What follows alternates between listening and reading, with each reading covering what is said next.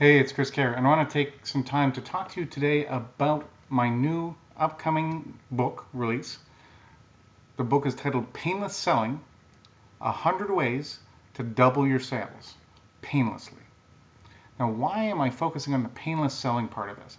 There are actually a lot of really good reasons. The first reason is that I have countlessly helped people completely remodel their business, remodel their revenue streams, remodel everything so that they make more money without having to fight so hard to get the sales of the ideal customers to them, right?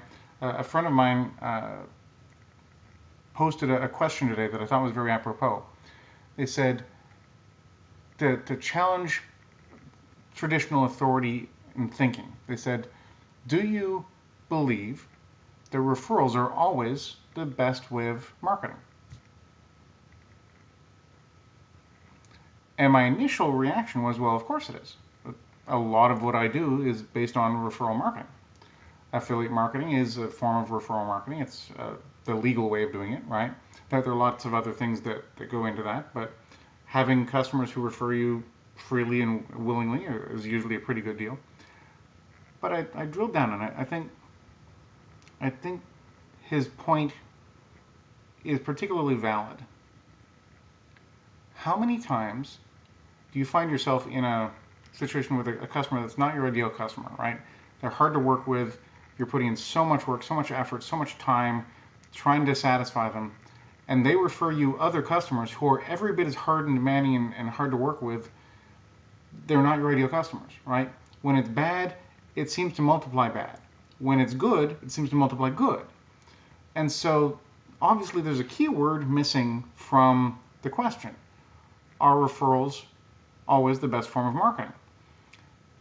And the keyword that's missing is it good referrals? Are good referrals always the best form of marketing? Even that has some limits, but I think it certainly puts it in a much higher reach, in a much higher niche in terms of which ranks best for each individual business. The real answer to the question, as far as I'm concerned, is what produces the best quality and quantity of sales for the lowest possible dollar and time spent. Well, what's the best way to do that? What's your cost of customer acquisition? What makes your cost of customer acquisition low to provide you with the ideal customer in the largest possible quantity of sales? That's the objective. And that's not always referrals. Oftentimes referrals, in order to make those referrals or affiliate sales work, you have to give up some pretty serious thank yous or appreciation or whatnot in order to make that make sense.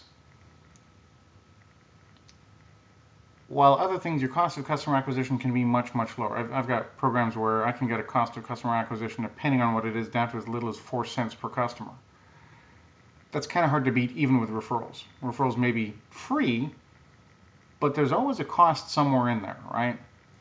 And it's a good cost. Don't get me wrong. I'm happy to do my share of it. That's perfectly good. But there's always a cost. And sometimes it's like $500 a customer. Well, if I'm paying $500 a customer, or some people will pay $8,000 just for the lead, let alone the customer. If I'm paying that kind of money, but I can get a perfectly qualified lead or customer for 4 cents, that $500 starts to look kind of expensive, right? Doesn't seem to be quite as cost effective, time effective. Seems to be some missing links that go with that, right? So to answer the actual question, no, it's not always the best, but it's a good referral is always in the top rankings for what could be the best form of marketing for your business. Now, what does all this have to do with painless selling? Because so many people have either fears or legitimate anxiety, or it's that the negativity that comes with selling, there are these opportunities in business for the vast majority of businesses that don't require you to work that hard on the sales. it's really a case where if you've got the right opportunity and that goes right hand in hand with what your customer needs, the customer is smart enough to go out and whip out their checkbook and write the check. They just are. But you have to have the timing. Things have to kind of align properly. When they don't align is where the stress comes in, because now the self-judgment comes in, the expectations come in, the quotas, all this other crap. I remember a few years ago, Oracle hired 30,000 salespeople and expected that they would meet quota within 90 days. These are people who are brand new. They don't even know the product in 90 days. You're expecting them to meet quotas? They're lucky if they've managed to pack enough breath mints for the 90 days, let alone actually have the conversations needed to close sales. And Oracle is not, your standard go get a can of Coke out of the fridge sale. It's not the kind of retail sale. This is big ticket items. These are software packages that companies have to be ready to implement. These are not just plug and play things. So to think that the 90 days they're going to have that turnaround is bizarre. And then, of course, Oracle let most of them go within 6 months. And you wonder why people have this aversion to sales. They have this mental block about selling. So I've found I've found at least 100 ways, but I actually found like 300, 400, 500 ways of selling painlessly. I don't always even need somebody's permission to sell or to connect a buyer to them, and I still get paid. And if it's my own stuff, I have lots of ways of being able to sell those. Instead of talking to thousands of people, hundreds of thousands of people to get a good sized sale, I can talk to, let's say, 300 people, close 6 sales, and I'm great. I'm golden. I'm delighted. If I can get 6 sales out of that 300 calls, I am ecstatic. Because that's a whole year's worth of money, and I'm good, right? Sometimes it doesn't take a whole lot in order to make these life-changing sales volumes, and that's 6 out of 300. That's a 2% conversion rate. Ugh, right? That's not a big win until you see the other end of it. And so your whole revenue model has to be built to support a sales process where your customers aren't pressured. Your customers are happy, they're engaged, they're excited, they're curious, they're keen. They want to join and be with you and be part of what you're doing. That's step one. But your revenue model has to fit that, or what you really do is you create this massive popularity with no payoff at the other end. And you see that happen every day in social media, right? Company goes out, they spend hundreds of thousands of dollars, get millions of followers. And the Facebook algorithm shows them to like 500 people. And the 500 people like it, maybe they share it, maybe get to, a couple thousand people see it, great. But nobody acts on it. There's no money changing hands.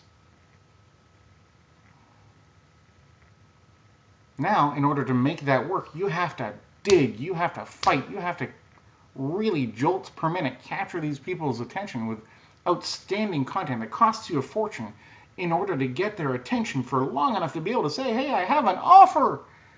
At which point they go, you did all that just to pitch me? Ugh, unsubscribe.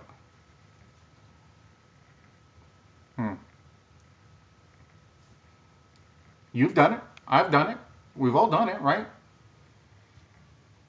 We change the relationship in a weird way, and all of a sudden it's no longer, hey, I'm excited you're giving me stuff, to, you expect me to buy something?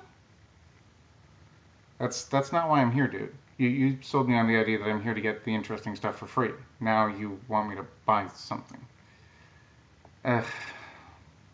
You had to go and ruin it, right?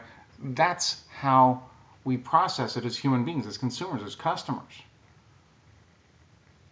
You don't have that problem when you walk into your local grocery store. You walked into the grocery store, you expect to come out having spent money on groceries. That's what you do. You come to my store, I'm assuming you're expecting to spend money with me. But I have a whole bunch of people who connect with me on Facebook and LinkedIn, and they're connecting to my business profiles, and they're expecting me to buy from them.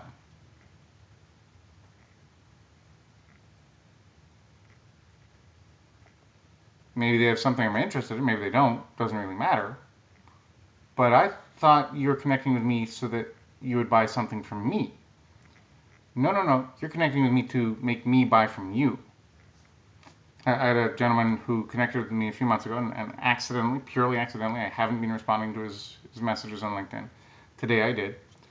And it turns out that really he's trying to pitch me on his web development stuff, not knowing that I do a lot of web development myself, and my company does.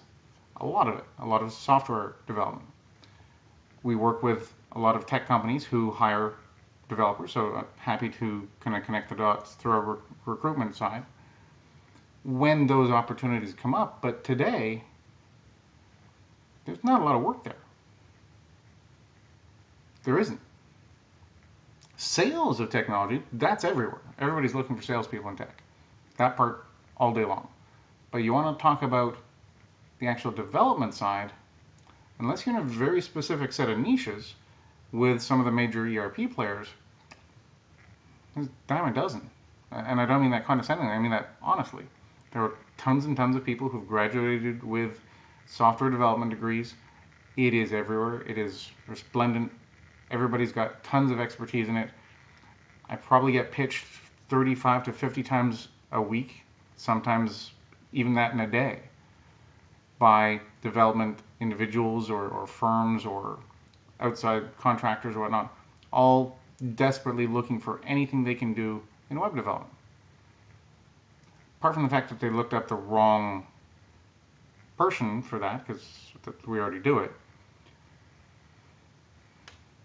there's not a lot I can do to help them short of to market their business. That I can do. But they're pitching the hard side. They're making it so hard, and they're getting so tired and so frustrated with the rejection because they're not getting anywhere with it. They really aren't. And they're so desperate for the next contract, they ruin this contract while they're trying to get the next one. They're desperate. So the question is, how do you deal with these sales issues so you're not desperate? You're never desperate again. You have a pipeline of sales that just come in on their own. They do their own thing. They're delighted to work with you. Life is easy. Easier, at least. Nothing's completely painless, but as painless as you can make it. How can you shrink that stress level? How can you shrink the difficulty level in selling down to something manageable, down to something you can work with? And so I found a whole bunch of different ways of doing that, where, again, I don't necessarily even have to have a whole lot of permissions in order for me to be the right matchmaker. I don't necessarily have to push so hard to get people to buy. And people will buy. The opportunities are right there. So I put those together, and I'm coming out with a book on it. And September 4th is the release date for the ebook. September 17th or 18th is the release for the app book, and that should be very exciting. And then I think it's the first week of October will be the release date for the print book. And that's going to be exciting. Now, here's the other reason why all this is going to be exciting. Pardon me. Whether you know this or not, I've spent a lot of time developing, designing, and building marketing processes for selling books in large volumes. And I've often had authors say, well, have you done it for you? I'm a competitive intelligence specialist. That means I'm a company spook. I do it for everybody else. Oh, well, if you haven't done it for you, then clearly I'm going to be worried about it. Worry if you want. Sooner or later, I'm going to do it for me, and when I do it, the prices go up. Because all the proof that I'll ever need, and I really won't need anybody else's business, because I've got literally hundreds of books on my drawing board to release. I'm looking at trying to get 50 of them out this year still. I think I can do it. This is me. This is what I do. I do the bleeding, gushing, cutting edge stuff. You want to try the old tried and failed? Not tried and true, tried and failed? you go to everybody else. You want something that's so new, nobody else is really doing this yet, you talk to me. That's what I'm here for. I'm here to solve those things that nobody else has solved and take things in a new direction, because I want to be that first through the door. I want to be the person who drives this to the success that no one's ever seen before. That's the person I want on my team, and I would assume that my customers want me to be that on their team. That's the logic, right? If you want tried and failed, there's tons of people who do that. That's not me. Don't waste your time, don't waste mine. You want to do something that's radically different, that has a good chance of winning? I'm your guy, right? Pretty simple. Simple equation. And if you aren't going to take me up on it when I'm offering it at the low cost, by the time I offer it at the high cost, I'm not really offering it anymore. I'm already on to the next thing because I'm already making my money with this one. I've already got the teams in place to do it for me. And I'll make lots and lots and lots of money for me, and I don't need to share that with anybody else. But for those of you who are smart, those of you who are willing to take a little bit of a risk in order to try something out brand new, you're going to get the chance to see me with this as it goes out the door over the next few months. And you're going to see hundreds and hundreds of thousands of copies go out the door of Painless Selling. Not only that, you're probably going to get your own copy of it. And I'm going to show you lots of reasons why. Painless Selling, 100 Ways to Double Your Sales Painlessly, hits the market next week, September 4th. I can't wait to share all those wonderful, juicy strategies with you. Thanks so much for listening. Have a great, great day, and we'll chat again tomorrow. Cheers.